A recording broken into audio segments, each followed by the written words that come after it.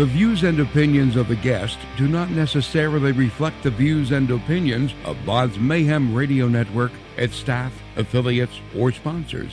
Parental discretion is advised. Welcome to BODS Mayhem Radio Network. Hey y'all, this is Antonino Lappostato from the band Con Etiquette, and you are listening to BODS Mayhem Hour. Welcome to BODS Mayhem Hour, your source for all hard rock, heavy metal, new metal, alternative, punk, horror punk, hardcore, rock, and all local bands, with your host, John the Bod, a.k.a. the Bodfather. Hey everybody, welcome to BODS Mayhem Hour. I'm your host, John the Bod, a.k.a. the Bodfather. As always, I'm bringing you guys and gals awesome interviews. Today, it's an honor and a privilege to have Antonino of the band Con Etiquette. Con Etiquette hail from Connecticut. See the name resemblance, guys and gals? Very cool. See what they did there? See what they did? And they have released their single, Trial and Error, which is out now. Trial and Error is a follow-up from 2017's EP release, The Company We Keep, which you can find on Bandcamp right now. So, how's it going, man? It is going good, man. How is everything with you? Doing great. Glad to have you on the show finally. Yeah, thanks for having me. Sorry about all these mix-ups and whatnot, but yeah, it's good to be here. So let's dive right into this. How's it been working with Big Picture Media? How's it been working with those folks so far? Oh, they're incredible. Super thorough and super hardworking. You know, we're beyond grateful to be working with that team. So I can't say how grateful enough we are to be working with them. So they are excellent. What's impressed or excited you the most about working on this new single, Trial and Error, and what's caught your eye about it the most, if anything, when putting this together? This song was actually a demo on the EP that we put out at the end of last year, The Company We Keep, and it's the last song on that. I was just in the studio. We recorded that EP at Silver Bullet Studios in Burlington, Connecticut here, and I just kind of picked up a guitar and played it, and that was it. That was the demo. So we were able to get a little bit more in depth with that, bringing that a little bit more to life at the Lumberyard where we recorded that. We recorded that song this summer down in Hamilton, New Jersey. So that was fucking awesome. That was an awesome experience. You guys released the EP, The Company We Keep, 2017. Yep. Plus, you guys are planning on releasing several new one-off singles in the next few months. Why go this route of just releasing singles? Or are you guys planning on doing another full-length possibly, or another EP? Because, I mean, I know financially the money's got to be there, of course. But what's your take on this? Would you want to do a full album? Yeah, I think for this, like, we've gone through a lot of changes in this band. So, you know, kind of after we put out Resulting In, we kind of had this idea of doing installments, you know, and just kind of doing what felt right. So after the EP, we kind of wanted to do a couple singles and kind of see what, I don't know. Nothing's really set in stone, you know, but I guess we're the type of guys that if something seems like a good idea, we'll probably try our best to do that, you know? Now, you mentioned this was recorded at the Lumberyard, and plus it was mixed by Nick, and I hope I pronounced his last name correct. Brazizi, is that correct? Yeah. Okay. Yeah. Ace Enders and Dom Maggie. How was working with these guys on this? And in the recording studio, did they just step in when they needed to, or did they let you do your own thing? It was very cool working with them. So I've been a fan of Ace Enders and the Early November since, you know, I was a teenager, and probably, you know, one of the earliest bands that I got really, really into. So it was really awesome working with him, and that studio is just a one of a kind. They're just, it's crazy. Their process is very, very thorough and very efficient, and we really love that about this whole process, because like when we go into the studio, we kind of just have we just want to get to work and hammer this shit out, you know, and those guys, you know, really saw that vision and really brought it to that next level. Pre-production was phenomenal. You know, they helped us make some changes to these songs that really just elevated them a lot more. So it was awesome. Yeah, we're super, super grateful to be working with all the people that we've worked with up until now. So, yeah. When you guys are in the recording studio like that, and plus you're seeing these songs that you've put together, but yet a producer adds a twist to it and it kicks it up a notch. I'm sure you guys get bored with these songs, and it happens, but when the producer does that make the juices flow a little bit more and get more exciting about these songs for you guys? Yeah, I mean, so these last two singles, we didn't really see each other at all. So they have a number of different rooms to their studio. So there's like a room specifically for bass. There's a drum room, and there's another guitar room and vocal booth. So we were all just kind of doing our own thing. So the first day that we went in there, we did pre-production for the two songs, and we had Joe from Man Overboard hammer out drums, and that dude is a fucking beast. Like, I think he did those drums in like an hour, you know, which was awesome. Especially for an hour. That's insane. It was insane. Like, we were blown away. Like, you know, like we thought we didn't know what to expect, you know, so we told him that we might need it for 2 days, and then, you know, he just banged it out in a very short amount of time. So, yeah, those guys are insanely proficient and efficient, you know. Yeah, it's an honor to work with everyone that was a part of that. Yeah, I want people to understand who's out there listening that, you know, you may come into a studio and you may knock out a couple of songs in maybe 2 days, 3 days. But when you're hauling ass like that to get everything out, you have to be spot on. You cannot fuck up anything. And so that's pretty good, man. Yeah. Like I said, when we go into the studio, we have like a mindset. We just, in a sense, kind of treat it like work. And yeah, we're paying for the time there, so we got to really just make sure that we're spot on. And, you know, we goof off and stuff because that's just who we are, but also we just get to work, you know, so it's a little balance of both. What do you hope the folks take away from the single, or message you hope they hear while listening just to any of Con Etiquette's music? What do you hope they get from it? I think from like here on out, you know, I'm starting to write more of like shit that's real to me, you know. Some of the tracks from Resulting In, they transferred over from my first solo record that I put out called Profound.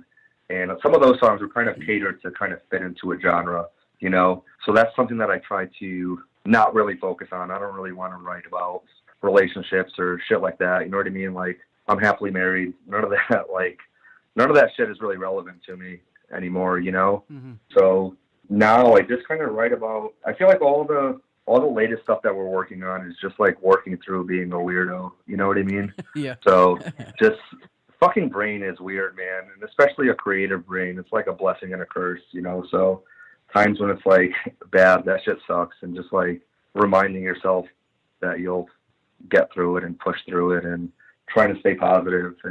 Sometimes it's harder than it sounds. It's something I've been trying to like really hone in on for a number of years, and it's still challenging. It's crazy, man. I've said this in the past, I guess, week and a half of interviews. It's like, it's so crazy how music is a universal voice for everybody.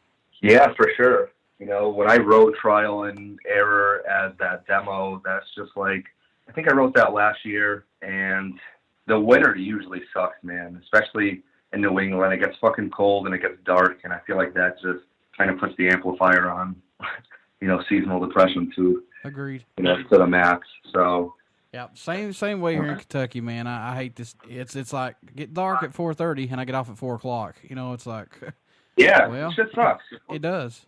I wish they'd leave the time the way it usually when it jumps forward in spring. Leave it as that and be done with it. That's it. How much growth musically have you seen this band and plus yourself go through up to the release of working on this new single and working on this new album, EP, whatever? Or maybe has it been a personal growth for each of you involved in this, man? Yeah, so I think, especially like as of lately, I've been struggling. I get like sucked into this fucking dumb like social media mindset, you know what I mean? And I think like everything is about numbers, or oh, these numbers aren't like where I'd want them to be, and that's not really the fucking point of any of this, you know what I mean? And I have to like continue to remind myself about that. When I first started writing music, I really had the mindset like, hey, if I could help one person out, if one person listens to my music and takes something positive from it and it impacts their life somehow, that's all that I need, you know? And yeah, it's kind of weird to like lose sight of that and kind of get caught up into the fucking grind and this whole numbers game, you know? The internet is fucking weird. Social media is weird. It makes you feel like you have to hit a certain number to be relevant, and oh yeah, I don't know. It's a messy fuck, you know? Dude, I've experienced that with my show. I've seen others say, well, I've got so many likes. I don't give a fuck. Yeah. Cool, man. Well, write it on your fucking gravestone. Like in 2017, you got 20,000 likes. Yeah. You know? I've got... You can't take about that shit with you, man. I don't even have 2,000 likes on my BODS Mayhem Hour page, and I'm fine with that, you know? As long as I reach one person and get one person to like a local band, that's my job. I'm done. Yeah, for sure. So, yeah, you're right, man. Likes are irrelevant, hands down. It really is, man. But it's so easy to, like, fucking beat yourself up about it. And, like... It is. It's been, like, even for me, man, like, putting out Trial and Error, I'm, like, so amped on it. And I think it's some of the best stuff that, you know, we've put out to this day. And, like, I don't know. It's just weird. I gotta stop looking at those fucking dumb numbers. It's just nonsense. Yes, you do. Stop worrying about that and just focus on the band, and that's all you need, man. That's it. That's it. You know, I can't beat myself up for things that I don't have control of the outcome. That's exactly I gotta take my right. own fucking advice, you know? That's exactly right. You could pay money and buy likes, which I'm not going to do. Nope. You know, it like you said, it's so crazy. But yeah, we all think about like, well, why don't I have this many likes that this one has? Because what am I doing wrong? Yeah, you know, and we definitely adapt to that mindset of like, we are all like very hardworking people, you know, inside the band and outside of the band. We like work our asses off, and it's fucking stressful, man, you know? I understand you completely, because I do interviews all day long, even on my days off from work, and as soon as I get home from work, guess what? I'm pounding out interviews. Yeah. I know your pain. But no, we do this for the love of it. So yeah, absolutely. When you guys go into the recording studio, do you do anything differently during the writing and recording process to maybe help keep your mind fresh and open and not to let the music get stale or boring? Do you do anything differently, maybe? Not really. I mean, we're all just like big fucking stoners. So the writing process and the recording process, I feel like anytime we pick up an instrument, like we smoke a bunch of weed and we stretch and we drink a lot of water and drink tea and just kind of get into a chill zone, you know.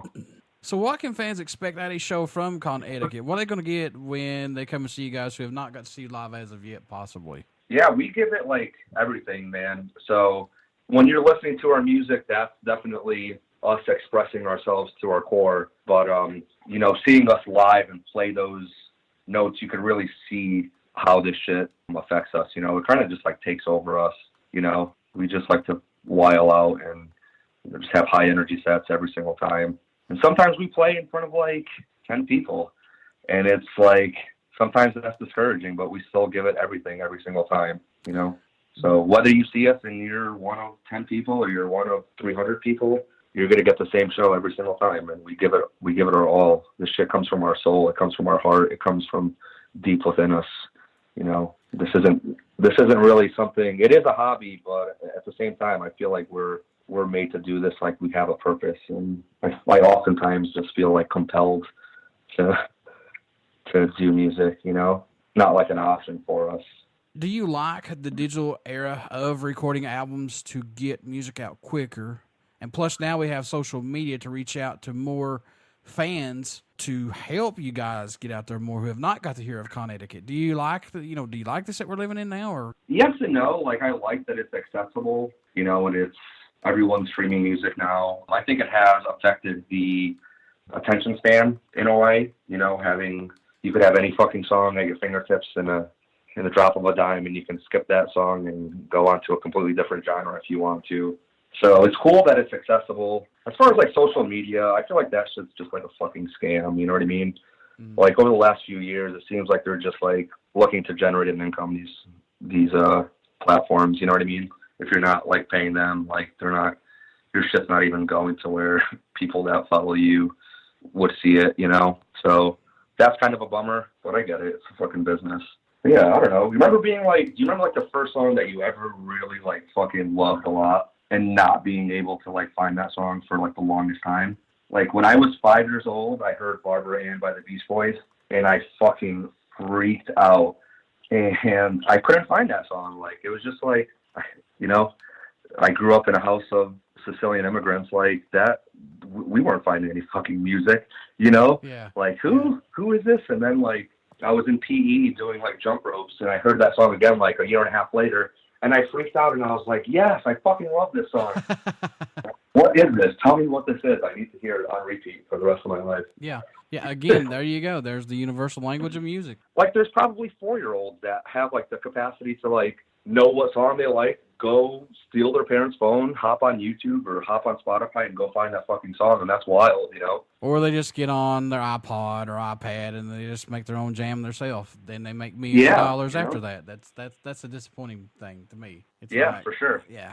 It's a double-edged sword, you know? Oh, yeah, it sure is. In your own opinion, what does Con Etiquette bring to the table for music that's not out there as of right now? I mean, I know you guys are not reinventing the wheel, but what do you bring to the table for music possibly? I don't know, man. A good message, you know? I feel like that, and we're not really trying to jack anyone in particular sound, you know what I mean? Like, everything that we record, we try to do something a little bit differently each time, you know? Like, I'm sure you can't be like, oh, if you like so-and-so, you'll love Con Etiquette, you know? I don't think that's what we do, whereas you can say that about a lot of other artists and bands that are currently doing that, you know what I mean? There's a lot of people that sound very, very similar, you know, and we try to stray away from that. $1 million question. What made you want to become a musician? What was that spark for you that said, yeah, that's what I want to do right there? Like I said, man, I feel, for me personally, and I probably speak for everyone else in this band, like, I just feel compelled. Like, music is who I am, you know? I took opera lessons when I was 4 years old, and I loved to sing. I would make notes out of everything. I would pull a rubber band between my fingers and tighten that rubber band and pluck at it at a different spot to try to get a different note. Like, anything that I could create music with, I was just in love with, you know? Is there a country that stands out or shocks you that Con Etiquette gets support from, or even your music gets played in? Have you had that possibly? Yeah, like there's another. So like I said before, like some of these songs transferred over from my solo EP, and I guess there's an Italian pop singer that just goes by Antonino, which is my first name and which is what I put my first record out as. And we kind of like, for some reason, Spotify like categorized it as the same artist, and I didn't know how to get rid of it until like 6 months ago. So yeah, we've had some activity in Italy and Sicily. It's weird because I have like family out there, and I thought like at first it's like, hey, maybe it's just my family, but it was like, no, it's not. It's just some random people that are listening to Antonino the pop star. That's my cousin. What are you guys going to be working on for 2019? Do you have like any charities, fundraisers, etc.? Anything like that you guys are going to be working on? Not at the moment. We're doing tomorrow, December 21st, we're playing at Barney McNabb's in Yonkers, New York. We're playing with our good friends Live Well and Bay Patrol and a band called Grandpa. And it's also a warm clothing drive, so we're collecting hats and gloves and socks and sweaters and jackets and all that good stuff, because it fucking sucks being like fortunate in this cold weather, you know what I mean? Oh yeah, it's like cold as fuck. I bundle up like a motherfucker, man, and I'm still cold as hell. Yep. So I couldn't imagine not having, you know, all those necessities and still trying to like just stay warm outside. Mm-hmm. It's just brutal. So anytime we can help someone, we'd love to jump on that opportunity, you know. What's your top album or albums for the year of 2018, possibly? Oh, man. Well, I'm like the worst when it comes to music because I get into this, like, I listen to like the same shit, you know what I mean? And it's so terrible. Like, a lot of the music that I listen to, like, on a day-to-day basis has been out for, like, years and years and years. I really like that song, That Saved My Life. I don't know if you've heard of that compilation. I think that was put out by Hopeless Records. Movements is on there, Against Me, Taking Back Sunday. There's a lot of really cool covers on there, and I dig that a lot, and I feel like that has a good message too. Anthony Green put out some acoustic shit that I was really into. That was really like intimate and raw, and I really liked that. He put out a little live record. Tiny Moving Parts, that was a fucking gimme. That one was so good. Household is a good one. They put out a fucking cool record. All Get Out put out a really good record recently. There's a cool band out of Atlanta, Georgia called Mighty. They put out a cool record. The Front Bottoms. What else do we got here? Definitely I want to say Manchester Orchestra so fucking bad. That band is just the best, but it's not accurate because there's not a record out this year, but they're fucking great. I love that band. Yeah, that's probably all that I could come up with now, and I wish I had more. Bayside put out a really cool acoustic album too. That was tight. How can folks stay in touch with you guys, buy this single, tour dates, things like that, and plus merchandise? How can they do that? You can buy merch. We have, if you go to conetiquette.bigcartel.com, you can buy some merch there. Keep up with us on the internet, as fucking dumb and lame as it is. That's where we put everything. Or, like, give us your phone numbers and we'll text you, like, hey, we have a new song coming out in a couple weeks. You'll probably like it. Here's the link. Or send us your email. But the easier way to do is just find us online. We're on Instagram, con_etiquette. We're on Twitter, which we're just posting all sorts of dumb shit on Twitter. But it's conetiquette_CT, facebook.com/conetiquette. That's basically where you can find us. Folks, get out and check out Trial and Error right now. It's a good song from these guys. Pick up their other album that's out right now as well. Would you please do a promo for my show if you don't care? Yep, most definitely. Hey, y'all, this is Antonino Lappostato from the band Con Etiquette, and you are listening to BODS Mayhem Hour. Everybody stick around. We got some great music coming up, and you only hear these interviews right here on BODS Mayhem Hour and BODS Mayhem Radio Network. Please get out and check out our Facebook page. Our YouTube and podcast links are on our Facebook page. Please also get out and check out Con Etiquette. I'm pretty sure you're going to love these guys. They got some really good music. I want to wish you a Merry Christmas and the best of 2019, my friend. And you're always likewise, welcome, brother. And you're always welcome on the show. Thank you so much for having me. We'll chat soon. I